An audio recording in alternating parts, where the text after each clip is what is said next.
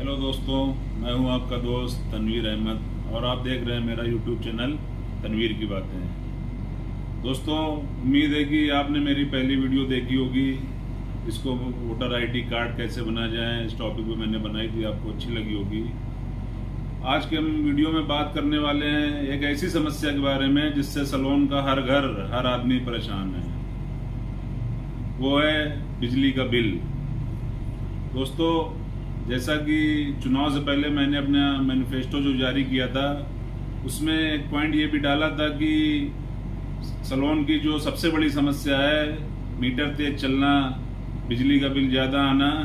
अगर मैं चेयरमैन बनता तो इस पर भरपूर मेहनत करके आप लोगों को काम कराने का काम करता, मगर किस्मत में नहीं था। आप लोगों ने बहुत मेहनत की हमारे लिए, उसके लिए मैं आप लोगों को बहुत बहुत शुक्रगुजार हूँ। दोस्तों, आज मैं बिजली के बिल की समस्या पर आप लोगों से चर्चा करना चाहता हूं, जिससे हर आदमी, हर घर की यही समस्या है, बिजली का बिल ज्यादा आना, मीटर तेज चलना। दोस्तों, ऐसा क्यों हो रहा है? हमारे यहाँ सलोन में जो बिजली विभाग है, वो जो रीडर हैं वहाँ के, वो सब प्राइवेट आउटसोर्स पर रखे हुए हैं कर्मचारी हैं। तो वो लोग क्या करते हैं कि जैसे हमारा मीटर 100 यूनिट चला, तो वो लोग 20 यूनिट का बिल निकाल देते हैं, 80 यूनिट मीटर पे छोड़ देते हैं। जब 80 यूनिट मीटर पे छूट जाती है तो धीरे धीरे मीटर पे रीडिंग रिस्टोर होना शुरू हो जाती है। अगर हर महीने हम 100 यूनिट कंज्यूम करते हैं और बिल 20 यूनिट का दे रहे हैं, तो 80 यूनिट पर मंथ वो रिस्टोर हो रही मीटर पे। जब कोई नया रीडर पहुंचता है तो वो क्या करता है कि सारी रीडिंग जो रिस्टोर थी उसका इकट्ठा बना के बिल बना देता है। तो हमको लगता है कि हम हर महीने बिल भी जमा कर रहे थे और इतना अचानक हमारा बिल इतना कैसे आ गया। तो दोस्तों, सबसे पहले हमको काम ये करना है कि जो रीडर हमारे घर पर आकर बिजली का बिल निकालते हैं, जब वो बिल निकालें तो हम उसको एक बार जरूर चेक कर लें कि जो रीडिंग मीटर पर है वो रीडिंग बिल पर आई कि नहीं, उससे कम ज्यादा तो नहीं है। अगर कम होगी तो आप उस रीडर से कहिए कि ये कम क्यों निकाला, इसको जितना मेरा मीटर चला है उतना बिल निकालिए। अगर ज्यादा हो तो उसको दिखाइए कि ज्यादा कैसे निकाल दिया। तो सबसे पहले आपको जागरूक होना पड़ेगा। जैसे हम कोई सामान खरीदते हैं तो उसकी सारी चीजें जानते हैं कि ये क्या है, ये सही चलेगा कि नहीं चलेगा। उसी तरह समझ लीजिए, बिजली हम सरकार से खरीद रहे हैं, जितना बिजली हम कंज्यूम करते हैं उतना बिल भी तो भरते हैं। तो इसके लिए हमको जागरूक होना पड़ेगा। जब हम जागरूक होंगे, बिजली बिल कैसे निकलता है, उसमें क्या चीजें होती हैं, बिजली के बिल को हम अच्छी तरीके से समझ लेंगे, तो हमारे सामने दिक्कत होती है उससे हम खुद ही निपट लेंगे।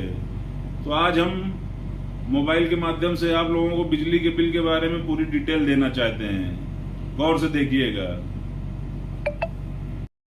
दोस्तों, आज हम अपने बिजली के बिल को समझेंगे कि हमारा बिजली का बिल कैसे तैयार होता है और किस तरह हमारे पास पहुंचता है। दोस्तों, बिल में सबसे ऊपर डेट और टाइम लिखा होता है, किस दिन आपका बिल निकला और किस टाइम निकला। उसके नीचे यहाँ पर बिल नंबर लिखा होता है। उसके नीचे यहाँ पर किस महीने का बिल है वो लिखा रहता है। ये सितंबर 2023 का बिल है। उसके नीचे कितने दिनों का, कितने महीनों का बिल है, यहाँ पर 1 मंथ का बिल है। ये अकाउंट नंबर होती है, अकाउंट आईडी होती है जो 10 अंकों की होती है। इस अकाउंट आईडी से हम कहीं से भी अपना बिल पेमेंट कर सकते हैं, कहीं से भी जमा कर सकते हैं और रिसीविंग ले सकते हैं। दोस्तों, उसके नीचे यहाँ पे नाम लिखा होता है और एड्रेस लिखा होता है। उसके नीचे यहाँ पर मीटर नंबर लिखा होता है, जो बहुत ही ज़रूरी डाटा होता है। इसी से सारा सब कुछ आपका इसी से देखा जाता है।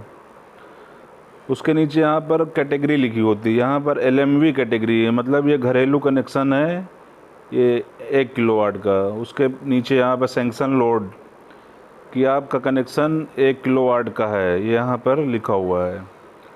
और उसके नीचे मैक्सिमम डिमांडिंग, मतलब आपके मीटर पे अधिकतर अभी तक कितना लोड अंकित किया गया है, वो 1 किलोवाट से भी कम है, 0.73 किलोवाट। दोस्तों फिर ये आते हैं रीडिंग सेक्शन में।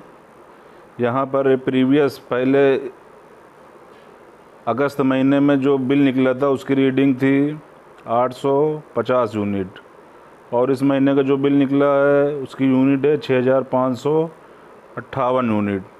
दोस्तों मीटर रीडिंग कितना चली है, हमारा मीटर कितना चला है, हम इस बात की जानकारी अपने मीटर से भी प्राप्त कर सकते हैं। मीटर को जब देखते हैं हम, देखने के बाद देखते रहिए, उसके बाद जो है एक डाटा आता है, ये नंबर लिख के आएगा, बगल में KWH लिखा होगा। KWH के पास जो डाटा लिखा होता है बगल में, वही रीडिंग होती है हमारी, वही हमारी रीडिंग होती है।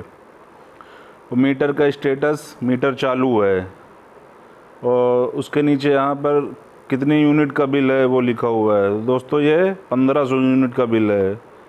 ये घर काफ़ी दिनों से बंद पड़ा था, इस वजह से इतने यूनिट का बिल निकला इसमें। दोस्तों ये बिल बेसिस,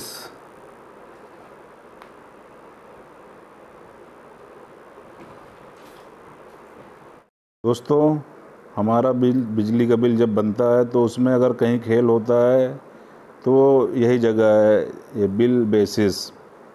अगर बिल पे MU लिखा हुआ है तो इसका मतलब होता है मीटर्ड यूनिट, मतलब कि हमने जितना कंज्यूम किया, जितना हमारा मीटर चला, उतने मीटर रीडिंग का हमारा बिल बना, मतलब कि ये बिल हमारा एकदम करेक्ट है। और अगर दोस्तों इस जगह पर लिख के आता है UM, इसका मतलब होता है अनमीटर्ड। अनमीटर्ड का मतलब होता है कि बिजली विभाग कनेक्शन देते समय एक निश्चित राशि तय कर देता है, उसी के हिसाब से महीना वो अपना बिल लेता है। तो दोस्तों अगर यहाँ पर लिखा हुआ है IDF, अगर यहाँ बिल बेसिस पे लिखा हुआ है IDF, तो इसका मतलब होता है इन्फॉर्म्ड मीटर, मतलब इसका डिफेक्टिव मीटर हो जाना या ख़राब हो जाना या डिस्प्ले मीटर का उड़ जाना, जिसकी वजह से बिल बेसिस पे लिख के आता है IDF। दोस्तों उसके बाद अगर बिल बेसिस पर लिखा हुआ है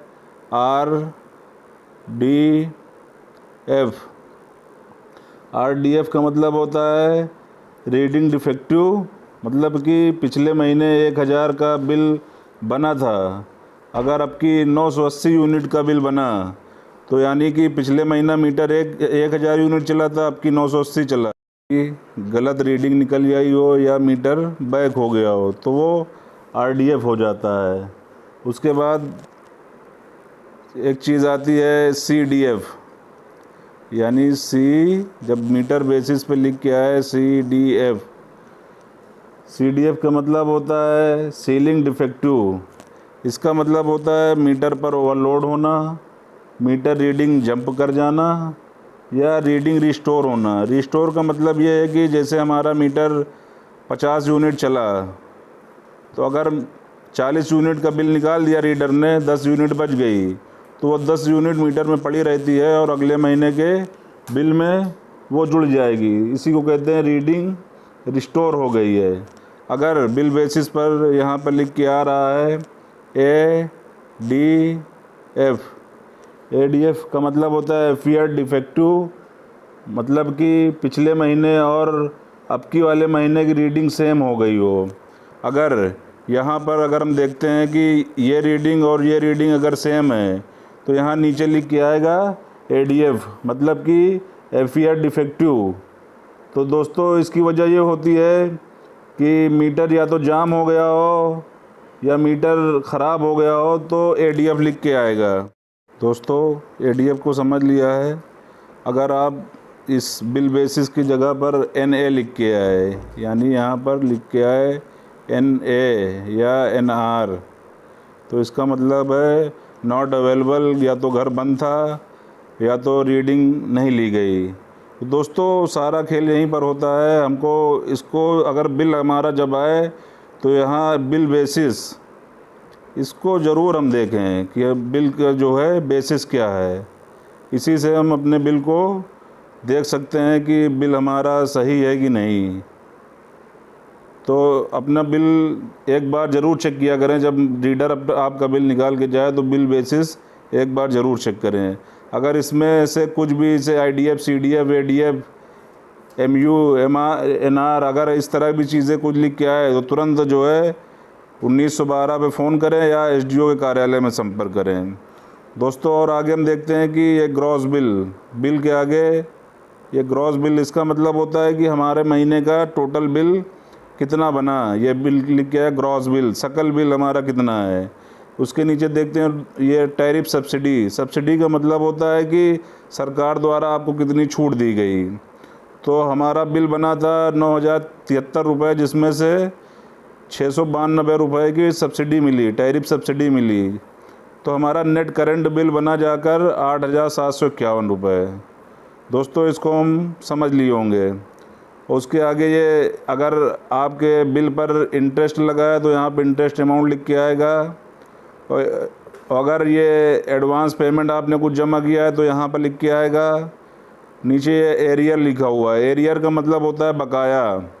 आपका पिछले महीने का बिल कितना बकाया था ये यहाँ पर लिख के आता है।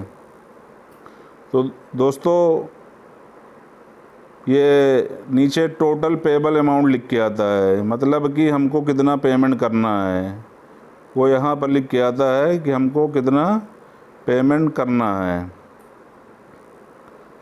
ये देखिए टोटल पेबल अमाउंट, और यहाँ पे ड्यू डेट लिखी होती है किस डेट में हमको जमा करना है। और दोस्तों आप इसका स्कैन को कॉपी करके यहाँ से अपना बिल जमा कर सकते हैं। उम्मीद करता हूँ ये वीडियो आपको पसंद आई होगी। धन्यवाद।